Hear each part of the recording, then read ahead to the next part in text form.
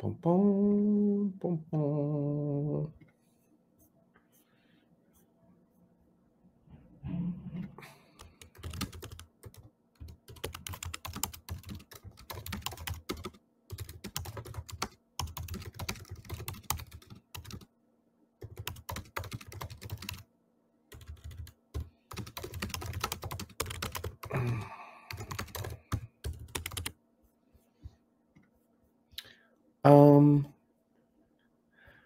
Oh, here's Kim.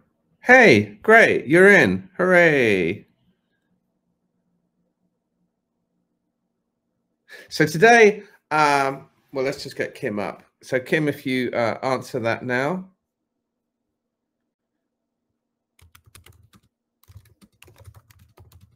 Here we go. Here I am. Here you are. How are you? Wow, that was something. Good, good. You need to turn something down. Your phone, I think. Or there's a lot of reverb. I'm hearing myself twice. I'm only on my phone. I'm not on anything else. Yeah, I know. I don't know what I have nothing else to turn off. How do we turn down the echo, everyone? I'm asking in chat how we turn it down. You don't have any headphones, do you? Do you need me to use headphones? It might be better. Yeah. All right, let me try. This is fun, isn't it? It is. Or you can just turn the volume down slightly. All right, just a second here. Hopefully these work.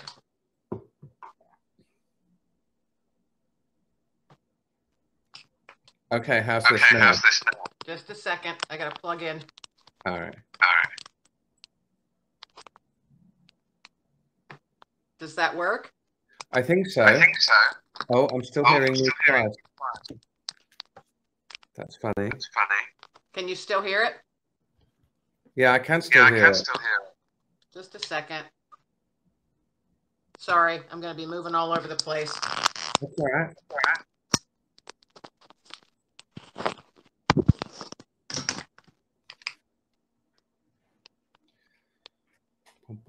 Knowledge says green button. I don't know what that means. Okay, now I've lost it. Can you still hear me? Yeah, I can hear you. Is it still there? I'm plugged in. Yeah, you can hear me okay? Yeah, but not through my headphone. Ah, well, that's probably Okay, well, let's carry on. I'm sure it'll be fine, as long as you can hear me. Yeah. So we're talking today about all things canine and all things four-legged. Kim Lengling is with us and is the author of the book Paw Prints on the Couch. And Kim, we're talking to someone who's never had a dog. But I'm thinking about getting a dog for my 8-year-old child, so I need your advice. My 8-year-old boy, we have an only child in the house. He's yearning all this month. He's got a brother and sister. He doesn't have one, so he's thinking about getting a dog. Where do I start? Okay, for me, I'm all about adopting dogs, going to shelters and saving those dogs that, you know, giving them a second chance and they've been surrendered for whatever reason, or they were in an abuse or neglect situation or a hoarding situation. All the dogs I've had in my life have been rescue dogs. And so I always, you know, encourage, I can't tell anyone what to do, but I encourage people, you know, look at your shelters first.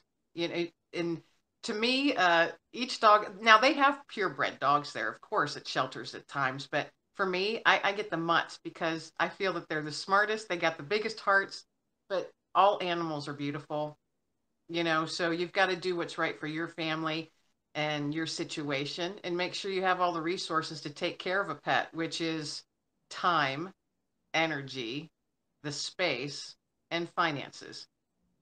Because if you get an animal, that's a commitment. It's not just a whim or something you feel like doing today. That's a commitment for that animal's lifetime. And that can be up to 12, 14, 16 or more years, depending upon the animal that you get.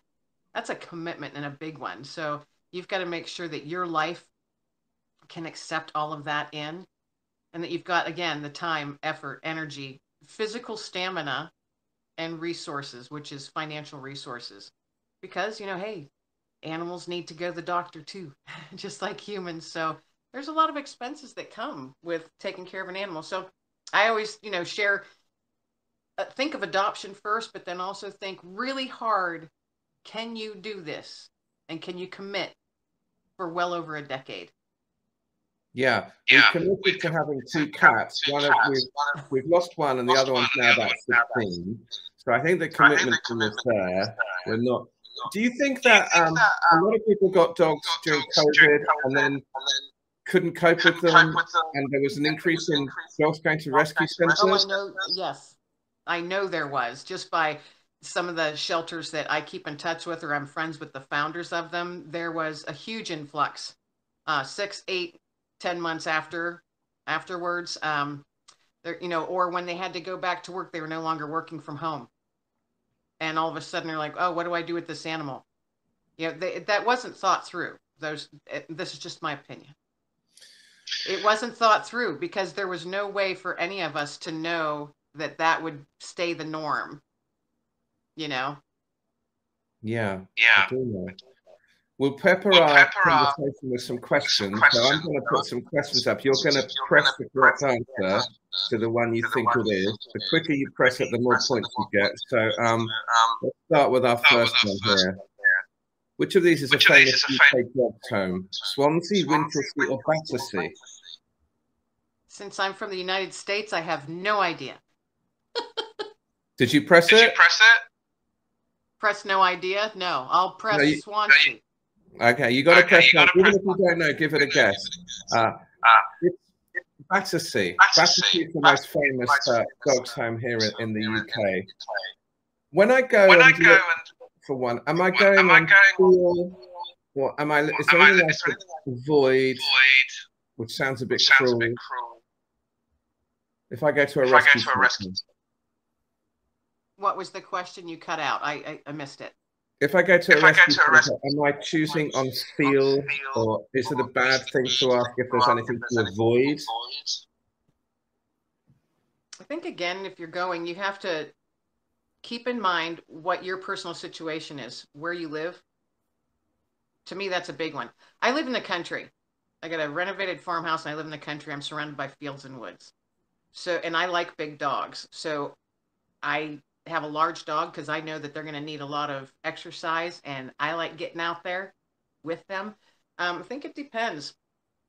And I would go, you know, for what's suitable for you. Another good thing, I think, is to look. So usually on websites, you can go onto their website or go visit and meet a couple of the dogs, a few. Most of them let you do that. And then research that breed. Is it high energy? Are they difficult to train? Are they, you know, typically, were they bred to be aggressive? You know, things like that. Because to me, there's no bad animals. There's just bad humans that are teaching the animals bad things. So you want to do your research prior to see, even if it's a mutt, and if they say, hey, it's a shepherd lab mix, then go and check out a shepherd, what shepherds are, especially for their health issues that they might have arise in their, you know, later on in their life, like 6, 7, 8 years old. A lot of large dogs have hip problems, you know, hip dysplasia, things like that. So you want to do some research. Again, like I said earlier, it's not something you do on a whim, you know, because that's a living soul that you're going to bring in to your life and your home and your family. And I think a lot of research and time and thought, careful thought, needs to go into it. Okay, we'll come back to that. Let me ask you the next question. So, even if you don't know, Kim, press 1. You might be right. So, question 2. Dalmatian dogs are particularly prone to which congenital defect? Deafness, heart conditions, or blindness? I'm going with heart conditions. Oh. It is actually deafness. Deafness. I'll be darned. See, I have no idea. You don't see I've never had a Dalmatian, so. No, I know you don't see that many of them around. We'll go on to question 3. The first half of the quiz is all about dogs, and then we're going to ask some general questions. Now, I know you didn't know the Battersea Dog Home, but we used to have a very famous. Next question. We used to have a very famous trainer here in the UK called Barbara Woodham. She had a famous catchphrase. Do you know what it is? Let's have a go. Was it woofies, walkies, or munchies? You can make an educated. I'm going to go with woofies because that sounds fun. Because I have no idea. It does sound fun. A lot of people also went for woofies. It was in fact walkies. Walkies. I was reading. Does that mean that means like we're going for a walkies right now? Yeah, she used to say walkies. There was this very lady. And she used to say walkies. Somebody mentioned in the chat about how much they like huskies, and I was reading recently about this husky race. That seems to be quite controversial. This is what question 4 is. So here's question 4. The controversial Iditarod husky race takes place in which US state? Alaska. What's your view on these husky races, Kim? I don't really have a comment. I don't live in Alaska. That's not part of my culture. So I can't really say one way or the other what my thoughts are because I'm not in that realm. I'm not in that culture. Yeah, I really, that's just as honest as I can be. There's not anything I can comment on because I don't know enough about it to give an educated comment. Let's put it that way. I'm glad you said that. Because I don't have a comment either, and it's somebody else's culture. Yeah, I think it's an interesting phenomenon to look at. I haven't heard of it. I've heard of husky races, this particular one. You can read around that. Okay, last question. Now, this is more of a dog music question. So have a look at this one. Question 5. Who sang Who Let the Dogs Out in the year 2000? Was it Baha Men, or Cha Cha Men? It was a song you still hear to this day. What did you think? It was Baha Men. Look at me go. 2 in a row. Yeah. Well done. 2 in a row. Tell me advice. Advice on training. I guess you've got the contrast between training a puppy and then training a rescue dog who might already have been trained or who might be like 5, 6, 7. How do I start thinking about training? The last dog that I got, which I have now, his name is Dexter. He was 2 when I got him. I began training the very first day, and he was very scared and skittish and ill, but I still started training right away. I train using German words and German commands along with hand commands. And I do that simply because it's a harsher tone and dogs pick up on that. Not that you're trying to sound mean, but it's got more of a, they know when they hear that, oh, I better pay attention to mom. Instead of saying, oh, come on, you need to, for me anyway, and it's always worked, training, having certain terms and commands, and I do it along with hand motions as well, has always worked for me. And I'm gentle with it, and I never, I do treat oriented. So they do something good, they get a little bit of a treat. But I never use harsh tones or physical harshness ever, because making a dog scared of you and thinking that that's training, 2 different things. So. That's how I do it. And you have to be very cognizant of the dog. You have to watch the dog. They may not be able to speak in human language, but they are talking to you by their body language, their eyes, their ears, if they're looking at you, their tail. You've got to watch all these things because they're giving you cues every single day. So, you have to be in tune with your animal. That's super interesting. Let's ask another question. We're moving on to general knowledge now. So again, if you don't know, just have a little stab and guess. This is about a famous British author. The Mystery of Edwin Drood is the last unfinished novel of which author? Hardy, Dickens, or Swift? I'm going to go with Dickens, and it's just a complete and total guess. Well, you're 3 for 3 now, Kim. Coming into your own. Coming into my own. One of our friends here is Scott. She's a Dickens interest. We had questions about Dickens last week. So it is in fact Dickens. Well done.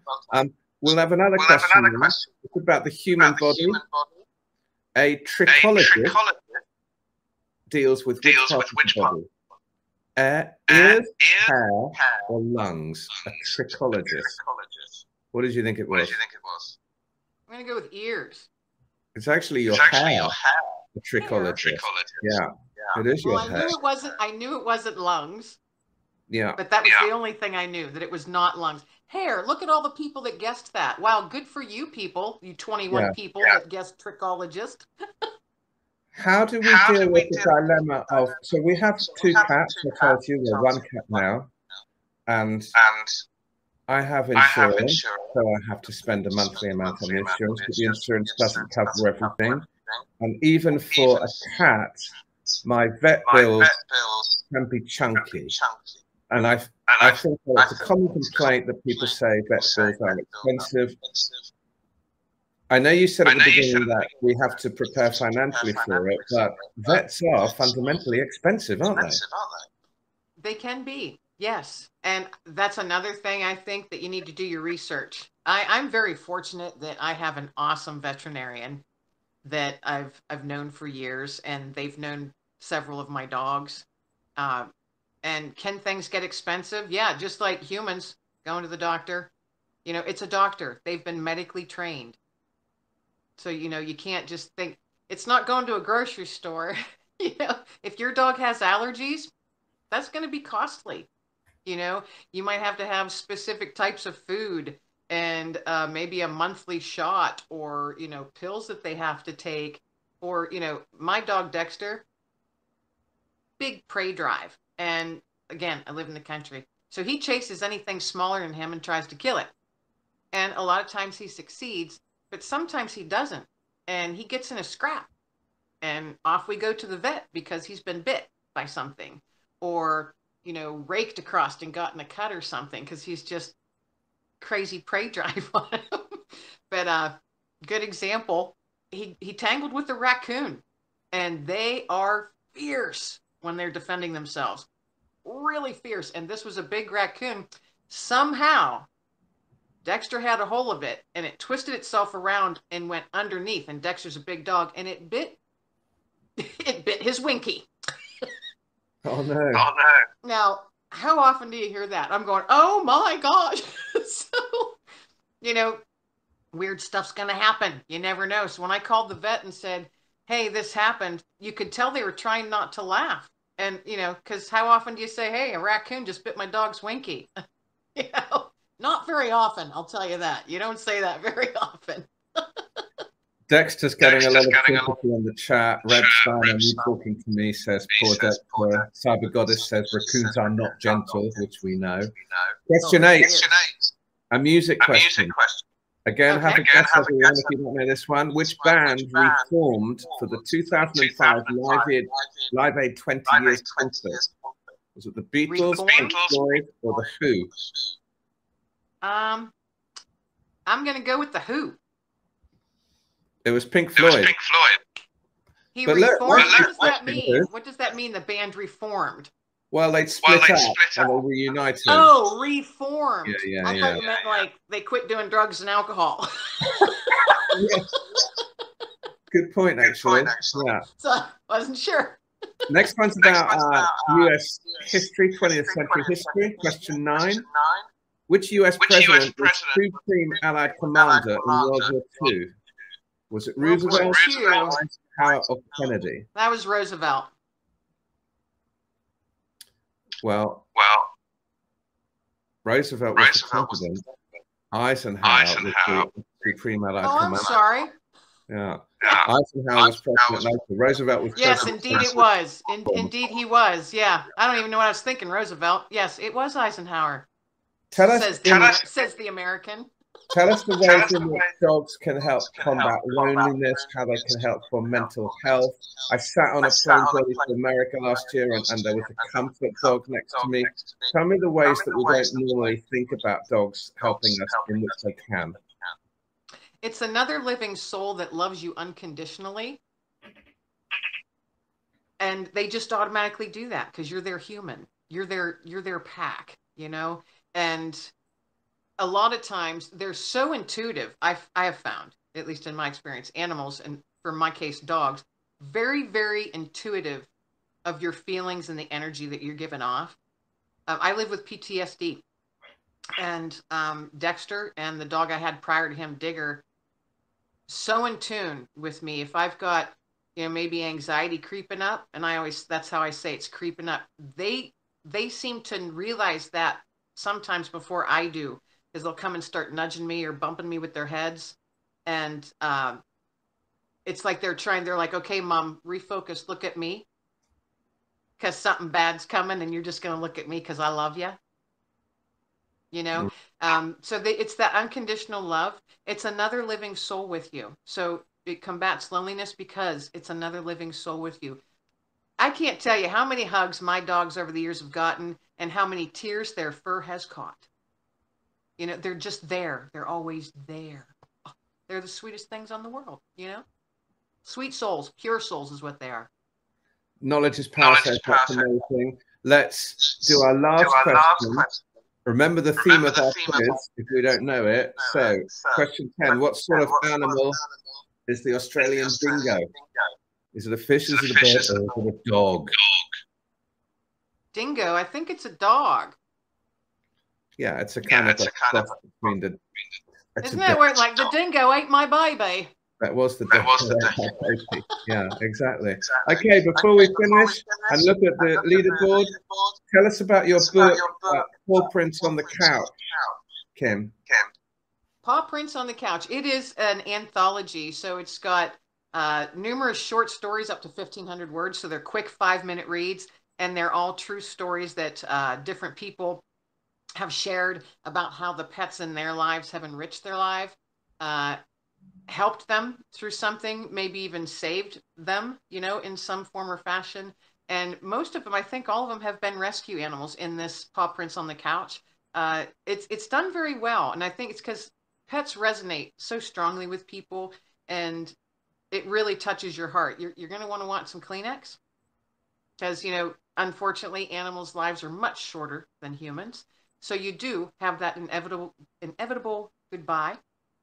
But the one thing I want to leave is with people, you know, yeah, you're going to laugh and you're going to cry. You're going to, and a lot of in between reading these stories.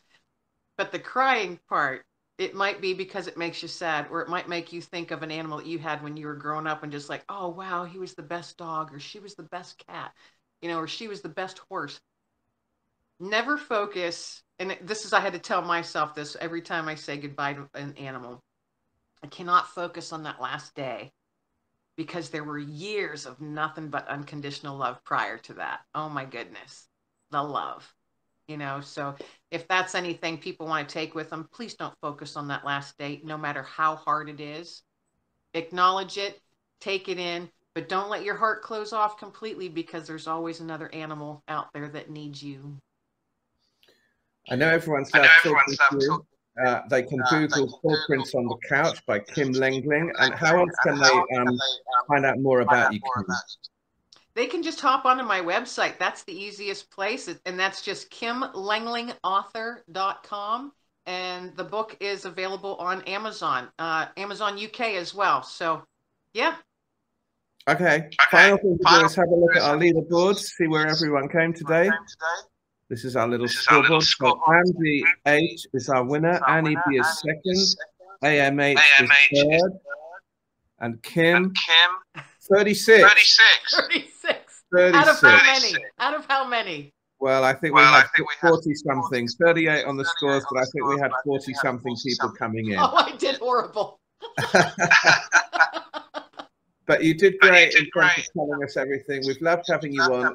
Everyone, I'll be back tomorrow. I've got Jeremy, and I've got AI Elon Musk on Wednesday, and I've got the Space TV question writer Rob Andrews on Thursday. Moola agrees it was a great chat nonetheless. I'm sorry about the echo, everyone. We'll look into it. Kim, thank you so much. Thank you. Have a great day. Thanks. Bye, everyone.